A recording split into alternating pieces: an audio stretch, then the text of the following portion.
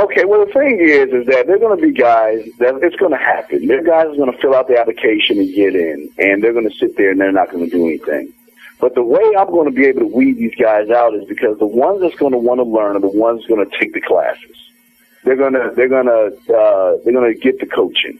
They're going to do the things because they want it so bad. And I've always say if it's 100 on your list, that I have a product called a list. If it's 100 on your list, you're going to do whatever it takes to get it. You know, you're going to do the necessary steps. And that's one way I'm going to be able to weed out the guys who really want it from the ones who don't. Because, again, I don't want to waste your time, and I don't want you wasting mine. Because the guys that are on there, that are going to be on there, are guys that don't really want to learn. So with that being said, as far as questions, there are no dumb questions, guys. You can ask any question. Because you know what? You might not know how to even, you know, what shoe you should wear, types of shoes, or just basic questions. I want the guys to realize there are no dumb questions in the syndicate. First off, there will be no dumb questions. But when we give you an answer and you have to ask 2 times, that's when we say, wait a second here, we've already answered your question. Now, again, you might not understand what I'm saying, and maybe we need to have a one-on-one discussion. But if you ask one question like, you know what, how do I, you know, here, let me give you a hypothetical question. If you sit there and say, you know what, I don't know, how am I going to talk to women? I don't know how to talk to women. And I give you a simple answer, and I give this to everyone, even when I'm coaching. First thing I want you to do is I want you to talk to 5 women a day. I don't want you to talk. I just want you to say hi to them. That's all I want you to do. And I want you to do that for 3 or 4 weeks. And then when you do it after 3 or 4 weeks, come back to me, and we'll get you to another step. But then if you ask that same question 2 weeks later, then I know that you're not listening. And guess what you're doing? You're wasting my time, because the time that I'm taking to give you those answers is time that I could be sharing with guys who really want to learn. And hopefully I can answer your question right there, man. Okay, perfect. Perfect. It actually does. I want to take this interview different direction. Steve, what's wrong with men today? Oh, boy. Well, you know. Where do we start? Well, you know what? It's nothing wrong with men. It's just something wrong with prey. Because I believe you're either hunter or prey. And the thing is that what guys don't realize is that we're not trying to reinvent the wheel here. The wheel has been invented.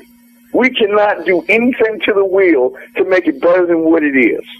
And what guys have to realize is before electricity, before NLP, before all of that stuff, computers, before all that, men found ways to get women. They didn't use pickup lines. They didn't use tricks or gimmicks. They were just a man.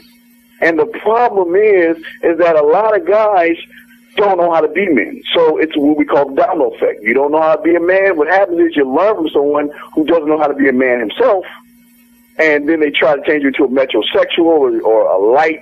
I don't know. They turn you into something else.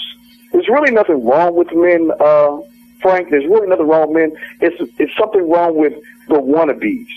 The prey, we call them. The guys that walk on eggshells.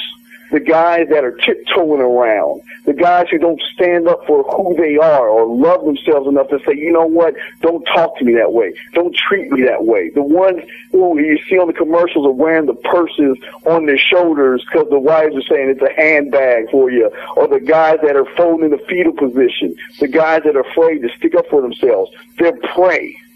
They're prey. They're the guys that we hunters love. I'm being honest. We love those guys. And I know a lot of guys, you got to understand something. You can be better than that. You are prey, but if you want to learn, you can get out of that situation. But a lot of guys, I think, love wallow in their own sorrow, Frank. Okay, I've seen... Now, you know that I have a history of helping to set up, run, and overseeing a variety of seduction layers around the world. Yes. And one of the things that a lot of newbies in seduction layers come in, they really feel that, oh, everybody should have this knowledge. All men should be aware of this, and I've often tried to explain to them, look, not everybody is capable of dealing with this. This is still just one perspective. Even your favorite teacher, and I'm including myself in that group, Yes. my stuff doesn't going to work for everybody, because not everybody's going to think the way I think, not everybody's going to like what I have to say. One size does not fit all. You can't just assume that just because you find it fascinating or you have found the one thing that works for you, that it's going to work across the board for everybody. Now, what would your reaction be to somebody making the statement, hey, every guy should know this? Because by definition, that would mean that every guy would become a hunter and no man would be prey. Well, that's the great thing about what we're teaching. See, we don't want to, what the Alpha Syndicate doesn't want to do, we don't want to disrupt the way things are, the ecosystem, what we're going to call it, because we can't have more hunters out there. You can't have more chiefs than Indians. That's just how the world is in its system. So everybody can't learn how to be a man, because there's a lot of guys who don't want to learn, which is fine. If you don't want to learn, that's fine. But the thing is what we're teaching you. And this goes for everybody who wants to learn and who wants to know what it means to be a man, is a set of laws, rules, and codes that you establish for yourself. We are just showing you. What we're doing is we're beaming a light. We're saying this is the road you need to take. This is what you need to do to not only love yourself, but have one of the greatest key ingredients of a man, and that is low tolerance. Low tolerance doesn't mean I want to get up and slap you or punch you. No. Low tolerance means is that I love me so much, I love myself so much, that I will not put up with anyone disrespecting me. Because if you lose respect, and that's what a lot of guys do nowadays, the prey. They lose respect by lying to women and misleading women and not being honest about who they are. When you lose a woman's respect, you lose everything. I've been married for 10 years, so I've gone off the notion respect over love. Because when you have a woman's respect, she will go to the ends of the earth with you, follow you side by side. But when a woman doesn't respect you, that's when they don't call you on the phone. That's when they don't want to see you. That's when they make you work harder than you have to get them. You got to give them the gifts, the flowers, the roses, the petals, tell them how pretty they are on Christmas, buy them, the pleasant Valentine's Day flowers. But guys like me in the syndicate, we will be able to go outside our doors and pick up a dandelion and give it to our woman, and she will treasure that dandelion more than any gift, any jewelry that a man can give a woman, because she knows it's an honor to have something from a man like that. And that is what I'm talking about, Frank. I love the way you have framed this, the man's need for low tolerance of bad behavior.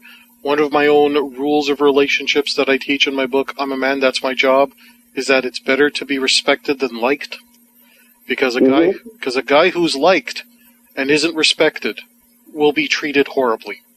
Absolutely. But a man who's not liked but is still respected is going to be treated in a way that he is going to appreciate. Exactly. And yes, sir. In my I hesitate to say it, but in my player days when I was doing harem management and even before that, I was the other man in a number of situations. I'm not proud of what I did. I did learn from it,